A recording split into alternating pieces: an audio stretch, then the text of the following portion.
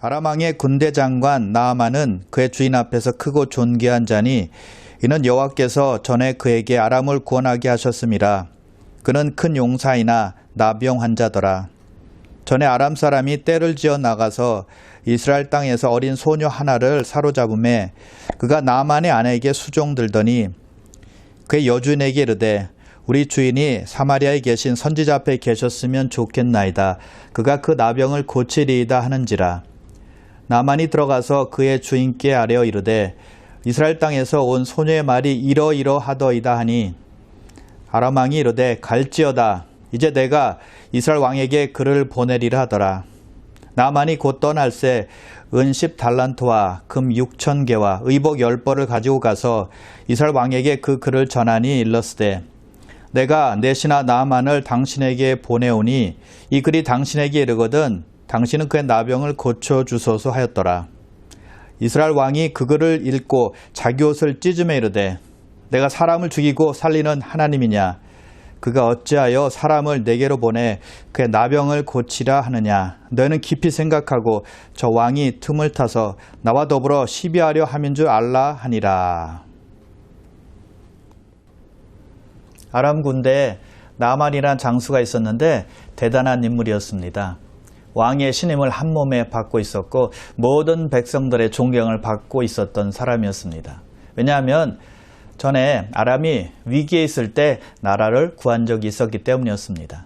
나만은 권세와 부와 명예를 가지고 있는 사람이었다는 것입니다. 자, 그런데 그에게 아주 치명적인 병이 있었는데 나병이었습니다.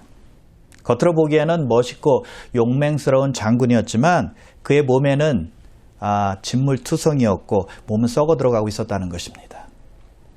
아람 사람들이 그를 다 우러러보았습니다. 그럼에도 불구하고 그의 몸은 나날이 쇠약해졌고 그의 상태는 점점 악화되었습니다. 그러던 어느 날 귀한 소식을 듣게 됩니다. 나만의 집에 이스라엘 땅에서 포로로 잡아온 종이 하나 있었는데 그의 아내를 수종드는 계집종이었습니다. 그런데 하루는 그 여종이 자기 아내에게 귀가 솔깃한 얘기를 한 것입니다. 3절에 보세요. 우리 주인이 사마리아에 계신 선지자 앞에 계셨으면 좋겠나이다. 그가 그 나병을 고치리이다. 이스라엘 땅에 한 선지자가 있는데 나만이 그 선지자에 가면 고침받게 된다는 말이었습니다. 여러분, 나만이 그 소식을 듣는 순간 어떤 느낌이었을까요? 몸에 아마 전율이 왔을 것입니다. 나만의 마음을 확 끄는 말이었을 거예요. 우리가 어떤 병에 걸렸을 때 우리의 그 귀를 촉각을 세우는 말이 있습니다. 같은 병에 걸렸던 사람이 무엇을 먹고 나았더라, 아니면 어떤 민간요법이 효과가 있더라 라는 말을 들으면 귀가 아주 솔깃해진다는 것이죠. 그런 병에 걸린 사람이 그런 말을 듣잖아요. 아니면 그의 가족이 그런 말을 듣잖아요. 정말 소망이 생깁니다. 꼭 병이 나을 것 같은 느낌이 드는 거예요. 나아만이 그 계집종의 말을 들었을 때 그런 소망이 생긴 겁니다. 소망 정도가 아니라 그 여종이 말한 대로 그 선지자를 만나면 몸이 나을 것이라는 확신이 들기 시작한 겁니다. 자, 그 여종의 말대로 선지자를 만나서 나아만이 치료를 받게 되죠. 완전히 고침받게 됩니다. 그 여종의 말이 아니었더라면 치료는 없었을 것입니다. 괴롭게 나병 환자로 계속 살아야만 했을 것입니다. 자, 그런데 오늘 본문에서 나오는 그 여종은 어떤 사람이었을까요? 포로였습니다. 이스라엘에서 붙잡혀온 한 소녀에 불과했다는 것이죠. 나아만의 아내 심부름꾼이었습니다. 주인이 시키는 대로 일하며 집안을 돌보는 사람이었다는 것입니다. 거의 노예 수준이라고 볼 수 있겠죠. 아주 보잘것없는 소녀였다는 것입니다. 눈에 띄는 사람도 아니었고 아주 하찮게 보이는 사람이었다는 것입니다. 그러나 그 여종의 말 한마디가 놀라운 역사를 만들어낸 겁니다. 단 한마디였지만 나아만의 병을 낫게 하는 결정적인 역할을 한 것입니다. 그리고 더 나아가서 나아만이 하나님을 알게 해주고 나아만이 믿음을 가질 수 있도록 그 역할을 했던 사람이, 그 장본인이 바로 그 소녀, 그 여종이었다는 것입니다. 그 여종은 비록 포로로 잡혀온 신세였고 한낱 종에 불과했지만 하나님의 능력을 믿는 믿음의 소녀였다는 것입니다. 전능하신 하나님께서 엘리사를 통해서 자기 주인을 고칠 것을 믿은 거예요. 그 여종은 하나님께 충성했던 겁니다. 지금까지 어느 누구도 이방인이요 우상신을 섬겼던 나아만에게 그렇게 말한 사람은 없었습니다. 나아만의 집안 사람들에게 하나님을 증거한 사람은 없었다는 것입니다. 그런데 그렇게 하찮게 여겼던 여종이 이방인에게 하나님에 대해서 말한 것입니다. 하나님은 그 여종의 믿음을 존귀 여기셨고 그의 믿음과 고백을 귀히 여기셔서 그의 믿음 그대로, 그의 고백 그대로 이루어주신 것이죠. 그런 비천한 종을 하나님께서 사용하셨다면 우리들도 사용하길 원하신다는 것을 우리는 기억해야 한다는 것입니다. 우리의 믿음의 고백이 믿는 사람들 뿐만이 아니라 이방 사람들, 즉 하나님을 모르는 사람들에게도 전해지길 원하신다는 것이죠. 그러면 여러분, 하나님의 성품을 잘 나타내시고 하나님의 전능하심을 많은 사람들에게 선포하시고 자랑하시길 바랍니다. 그런데 여러분, 만약 그 여종이 하나님을 몰랐더라면, 그리고 하나님의 말씀으로 교육받지 못했더라면 그런 고백을 할 수 있었을까요? 그런 증인의 역할을 감당할 수 있었을까요? 할 수 없었을 겁니다. 여종은 하나님을 아는 지식으로 살았기 때문에 구원의 도구가 될 수 있었다는 거예요. 그래서 그 여종이 했던 믿음의 고백은 어쩌다가 우연히 입에서 툭 튀어나온 말이 아니었다는 겁니다. 하나님을 믿고 말씀을 배우면서 그런 신앙이 쌓인 것이고 자기 주인의 처지를 알자 믿음으로 고백을 했던 것이죠. 그래서 여러분, 믿음은 하루아침에 생성되는 것이 아닙니다. 평소에 쌓아놓은 믿음이 겉으로 나오는 겁니다. 평소에 알고 있었던 말씀이 능력이 되어서 입술로 고백이 되는 것이죠. 물론 우리 하나님은 무에서 유를 창조하시는 전능하신 하나님이기 때문에 우리가 아무것도 몰라도 우리를 사용하실 수 있습니다. 그러나 대부분은 우리가 가지고 있는 믿음을 사용하시는 거예요. 그러므로 평소에 우리가 말씀을 읽고 말씀을 묵상하고 말씀을 배우는 것이 얼마나 중요한지를 다시 한번 깨닫게 됩니다. 우리는 많은 신앙의 선배들이 순교한 것을 잘 알고 있습니다. 자, 그런데 그들의 순교가 한순간에 일어난 것이 아니었다는 것입니다. 하나님 말씀 안에서 하나님을 따르는 삶을 살았을 때 죽는 순간에도 주님을 위해서 담대하게 죽을 수가 있었다는 것입니다. 그래서 우리 삶 속에서의 중요한 믿음의 결정이나 믿음의 고백이나 믿음의 선택은 평소의 삶에서 결정이 난다는 것입니다. 순간을 위해 평생을 준비한다라는 책이 있거든요. 그 책 제목처럼 우리는 그 순간의 쓰임을 위해서 준비하는 삶이 필요한 겁니다. 바울이 다메섹 도상에서 부활하신 예수님을 만났을 때 바울은 눈을 못 떴고요. 아나니아라는 사람을 만나게 되었습니다. 그 아나니아가 바울에게 안수하자 바울의 눈이 띄어졌고 그리고 아나니아가 바울에게 침례를 해 주었습니다. 성경에서 그 아나니아는 바로 거기에만 나옵니다. 아나니아는 단 한 번의 등장이었지만 놀랍게 하나님으로부터 쓰임받게 되었다는 것입니다.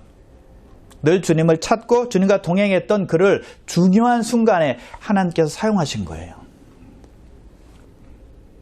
올림픽에 나가는 운동선수들은 메달을 목에 걸기 위해서 많은 훈련을 합니다. 수년간 오랫동안 훈련을 하게 되죠. 그런데 단기간 훈련에서 올림픽에 나가서 좋은 성과를 거두는 선수는 아무도 없습니다. 평소에 훈련하고 준비할 때 실제 시합에서 빛을 발하게 되는 것입니다. 평소에 얼마나 훈련했느냐가 성공과 실패를 가늠하는 것이죠. 평소에 했던 훈련의 대가를 받게 된다는 것입니다. 신앙이 바로 그런 겁니다. 매일매일의 영적인 준비를 통해서 삶 속에 중요한 순간이 왔을 때, 어려움이 찾아왔을 때, 위기의 순간에 직면했을 때 우리로 하여금 믿음으로 생각하게 하고 우리로 하여금 믿음으로 행동하게 하고 우리로 하여금 믿음을 발휘하게 하는 것입니다. 그래서 우리의 경주는 단거리 경주가 아니라 장거리 경주, 마라톤 경주라는 것입니다. 꾸준히 말씀 안에서 주님과 동행하기를 노력하는 것이 얼마나 중요한지 모릅니다.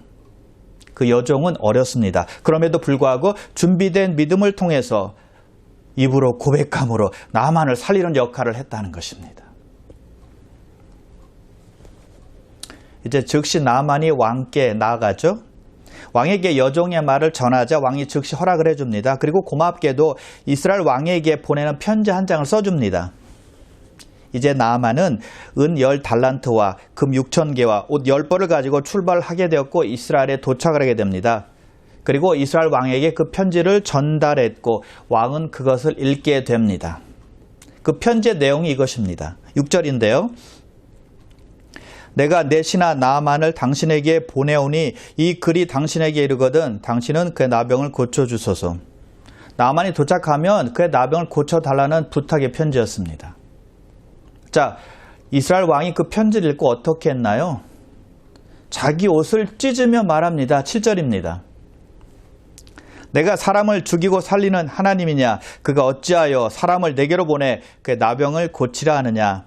너희는 깊이 생각하고 저 왕이 틈을 타서 나와 더불어 시비하려 함인 줄 알라. 자기는 하나님이 아니기 때문에 사람을 죽이거나 살릴 수 없다는 것입니다. 그래서 이스라엘 왕은요, 아람 왕이 트집을 잡아서 전쟁을 일으킬 기회를 엿보고 있다라고 생각한 것입니다. 크게 오해를 한 것이죠. 여기서 우리는 사람들의 무지를 볼 수 있는데요. 자기 생각을 가지고 다른 사람의 말이나 행동을 너무 쉽게 판단합니다. 다른 사람의 마음도 모르면서 자기 마음대로 해석하는 거예요. 아람 왕은 자기의 충신인 나아만을 생각해서 그가 고침받기를 간절히 원하는 마음에서 이스라엘 왕에게 편지를 써준 것이었거든요. 근데 이스라엘 왕은 확대 해석하고 오해를 해버린 것입니다. 아마도 아람 왕은 엘리사가 궁궐 안에서 그의 왕을 모시고 있다라고 생각을 했을 겁니다. 그래서 왕에게 나만을 고쳐달라고 말한 것이죠. 충분히 그럴 수 있잖아요. 그런데 이스라엘 왕은 오해를 한 것입니다. 전쟁을 일으키려는 속임수로 본 거죠. 모든 것을 자기 주관대로 자기 마음대로 생각한 겁니다. 일어나지도 않은 일을 혼자 상상의 나래를 펴고 부정적으로 생각했던 것입니다. 사람들이 이렇게 어리석습니다. 믿음의 공동체 안에서도 많이 일어납니다. 사탄이 그것을 노리고 있는 것이죠. 사람들의 마음을 막 흔들어 놓습니다. 하나 되지 못하게 하는 것입니다. 우리는 절대 속으면 안 되는 거예요. 그래서 우리는 바른 판단 능력을 가지고 있어야만 합니다. 사람의 소리가 아니라 하나님의 소리를 들을 줄 알아야 된다는 것이죠. 왕이 옷을 찢었다는 소식을 듣자 엘리사가 왕에게 사람을 보내서 자기에게 나만을 보내라고 말합니다. 나만이 말들과 병거들을 다 거느리고 드디어 엘리사 집에 도착을 하게 되죠. 그 집 문 앞에 서 있는데 엘리사가 밖에 서 있는 나만에게 사람을 보내서 이렇게 말합니다. 요단강에 가서 몸을 7번 씻으라. 그러면 내 몸이 깨끗해지리라. 밖에서 기다리고 있던 나아만에게 사람을 보내서 엘리사가 하는 말입니다. 내가 요단강에 가서 몸을 7번 씻으라. 그러면 나을 것이다 라고 말하는 것입니다. 자, 그 말을 들은 나아만은 어떻게 했을까요? 금방 순종했을까요? 아니죠. 심히 불쾌하게 생각했습니다. 자, 11절, 12절 보세요. 나아만이 노하여 물러가며 이르되 내 생각에는 그가 내게로 나와서 그의 하나님 여호와의 이름을 부르고 그의 손을 그 부위 위에 흔들어 나병을 고칠까 하였도다. 다메섹 강 아바나와 바르바는 이스라엘 모든 강물보다 낫지 아니하냐. 내가 거기서 몸을 씻으면 깨끗하게 되지 아니하랴 하고 몸을 돌려 분노하여 떠나니라. 적어도 엘리야사가 마중 나와서 자기를 정중히 맞아들이고 여호와 이름을 부르며 상처 위에 직접 안수하여 병을 고쳐야 맞는 것이 아닌가라고 생각했다는 것입니다. 그런데 얼굴 한번 비추지 않고 사람을 보내서 요단강에 가서 몸을 씻으라고 명령한 것입니다. 지시한 것입니다. 그러니 화날 수밖에 없죠. 그리고 물에 들어가려면 왜 하필 이스라엘 강물, 그 더러운 강물에 들어가느냐라는 것입니다. 다메섹에 있는 강물들은 더 깨끗한데 강물에 들어가서 고침 받을 것이라면 다메섹 가서 깨끗한 물에 들어가겠다라고 말하는 것이죠. 그래서 화를 내며 발길을 돌린 것입니다. 여러분, 일리가 있는 말이죠. 기분 나쁠 수 있습니다. 아람의 군대 장관인데 엘리사는 나와 보지도 않고 명령만 한 것입니다. 그러니 괘씸하죠. 아주 기분이 상한 것입니다. 바로 그때 같이 따라온 부하들이 말합니다. 부하들을 참 잘 두었습니다. 부하 잘 둔 거 정말 큰 복이에요. 자, 13절 보십시오. 그의 종들이 나와서 말하 이르되 내 아버지여, 선지자가 당신에게 큰 일을 행하라 말하였다면 행하지 아니하였으리이까. 하물며 당신에게 이르기를 씻어 깨끗하게 하라 함이리이까. 장군님, 이 선지자가 그보다 더한 일을 시킨다 할지라도 해야 되는 것 아닙니까? 그래야 장군님의 몸이 깨끗해지는 것 아닙니까? 선지자가 명령해서 몸만 나을 수 있다면 무엇을 못하겠습니까? 하십시오. 들어가십시오. 괜히 사사로운 감정 때문에 손해보지 마십시오. 라고 부하들이 이렇게 권유를 한 것입니다. 여기서 보면 부하들이 아주 중요한 역할을 하고 있는 것을 알 수가 있는데요. 만약 부하들이 나만의 비유만을 맞추기 위해서 함께 엘리사를 향해서 원망하고 비난했다면 그들도 자기 주인이 병고치 받는 것을 경험하지 못하게 되었을 것입니다. 부하들은 잘 판단했고 잘 권유한 것입니다. 아주 지혜로웠습니다. 우리 믿는 사람들에게 있어서 참으로 중요한 것이 옆에 있는 믿음의 동료들이라는 겁니다. 우리 모두에게는 나만의 부하들 같은 믿음의 동료들이 필요한 거예요. 믿음의 동료들의 역할이 참으로 우리 신앙생활에서 중요하기 때문입니다. 우리에게는 바른 판단을 해주고 바른 말을 해줄 줄 아는 믿음의 사람들이 반드시 필요하다는 겁니다. 흥분해서 감정대로 하는 사람에게 올바른 권유를 해줄 줄 아는 친구, 얼마나 중요하고 얼마나 귀한지 모릅니다. 우리 예수 믿는 사람들은 서로 형제 자매니까요. 서로 위로해주고 격려해주고 많은 칭찬을 해줘야만 합니다. 그러면 힘을 내서 더 열심히 신앙생활을 할 수 있게 될 것입니다. 하지만 때로는 듣기 싫은 말이라 할지라도 옳은 말이라면 해줄 줄 알아야 된다는 것입니다. 따끔하게 말해줄 줄도 알아야 된다는 것입니다. 정신 차리라고 말해줄 줄도 알아야 된다는 것입니다. 하나님의 뜻이 무엇인지 진리가 무엇인지 알려주어야 한다는 것입니다. 무조건 오냐 오냐해서는 안 된다는 거예요. 필요할 때는 솔직하게 그렇게 하면 안 돼. 그렇게 말하면 안 돼. 이렇게 해야 돼 라고 말해줄 줄 알아야 된다는 것입니다. 지금 나만의 부하들이 자기 주인인 나만에게 그렇게 말한 것 아닙니까? 그렇게 하시면 안 됩니다. 돌아가시면 안 됩니다. 엘리사의 말대로 요단강에 몸을 담가 보십시오 라고 말하는 것입니다. 제발 흥분을 좀 가라앉히세요. 선지자가 말한 것 한번 따라 보세요 라고 말한 것입니다. 우리 모두에게는 바른 조언이 필요하다는 것입니다. 때로는 사랑의 채찍도 필요하고요. 너무 상대방의 입장만 고려해서 할 말을 못하면 그것은 상대방을 위하는 것이 아닙니다. 상대방을 사랑하는 것이 아니라는 거예요. 우리는 믿음의 형제 자매들을 사랑해야만 합니다. 아니, 사랑하기 때문에 형제 자매들을 위하기 때문에 바른 말도 할 줄 알아야 된다는 것이죠. 잘못된 길을 가려고 하는데도 불구하고 그냥 놔둔다거나 세상으로 빠지고 있는데도 불구하고 관망하는 것은 옳지 않다는 겁니다. 축복의 길이 있는데 저주의 길로 간다면 막아야 된다는 것입니다. 주님의 이름으로 사랑하는 마음으로 권유하는 거예요. 책망하는 것이 아니라 지혜롭게 말하는 것입니다. 말씀 안에서 논리적으로 이해할 수 있게끔 말해주는 거예요. 상대방이 잘 깨달을 수 있도록 기도하며 말해주는 것이 필요하다는 것이죠.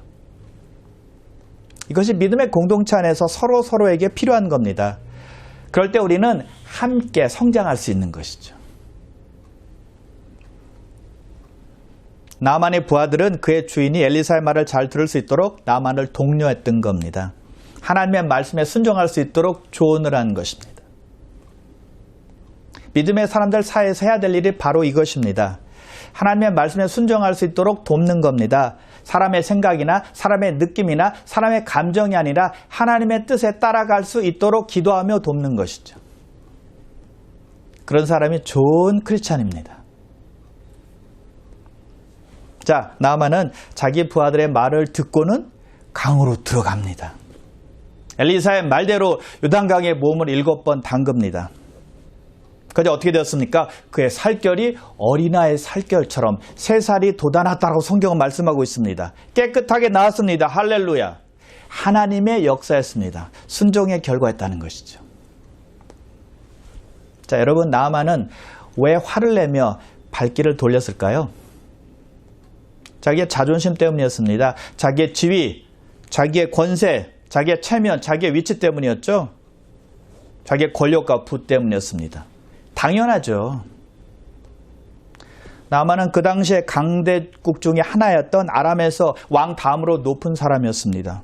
왕의 신임을 받고 있었고요. 백성들의 존경을 받고 있었습니다. 전쟁할 때마다 승리했던 위대한 장수였습니다.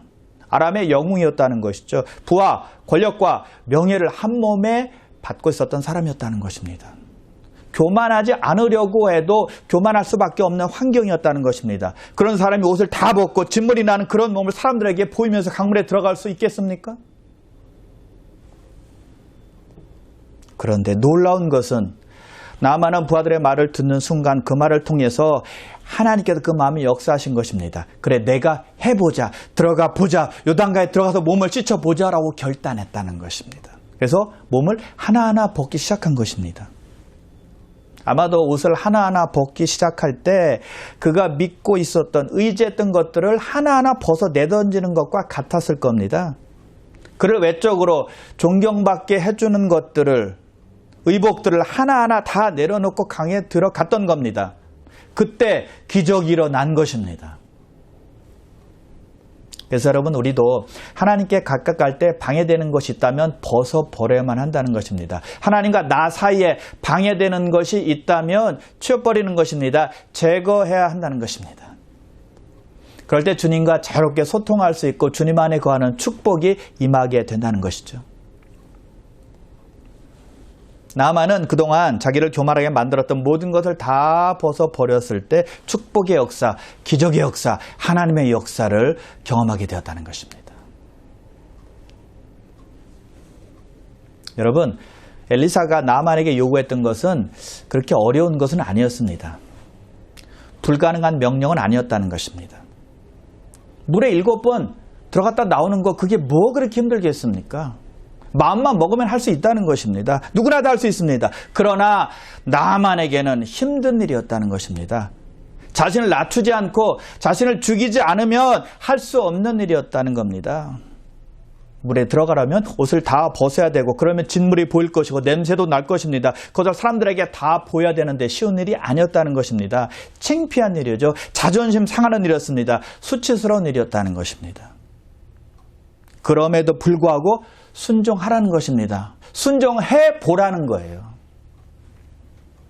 그러므로 엘리사가 요구한 것은, 즉 하나님께서 원하셨던 것은 교만을 버리고 낮아져서 남의 눈 신경 쓰지 말고 순종하라는 것입니다. 여러분, 순종이 동반되지 않는 믿음은 믿음이라고 볼 수 없습니다. 성경은 밝히 말씀합니다. 순종이 제사보다 낫고 듣는 것이 수양의 기름보다 나으니라. 제사를 아무리 드려도, 백날 예배를 드려도 순종으로 드리지 않으면 아무 소용이 없다는 것입니다.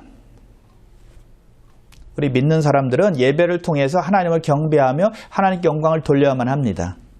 그러나 순종하는 마음으로 예배를 드리지 않는다면 아무 소용이 없다는 것입니다. 헛것이라는 것입니다. 낮아진 마음으로 예배를 드리지 않으면 안 된다는 거예요. 여러분, 누가 교만한 마음으로 예배를 드린다고 생각해 보십시오. 하나님께서 받으시겠습니까? 하나님과 상관이 없는 예배가 된다는 것이죠. 나만의 순종하는 믿음을 보시고 하나님께서 역사하신 거예요. 마태복음 21장에 보면 예수님께서 두 아들의 비유를 주십니다. 그 비유에서 아버지가 첫째 아들에게 포도원에 가서 일을 해라라고 말씀합니다. 그때 첫째 아들이 흔쾌히 응답합니다. 아버지 그렇게 하겠습니다. 그런데 말뿐이었습니다. 가서 포도원에 가서 일하지 않았습니다. 순종했습니까? 불순종했다는 것이죠. 아버지가 둘째 아들을 불러서 말합니다. 포도원에 가서 일을 해라.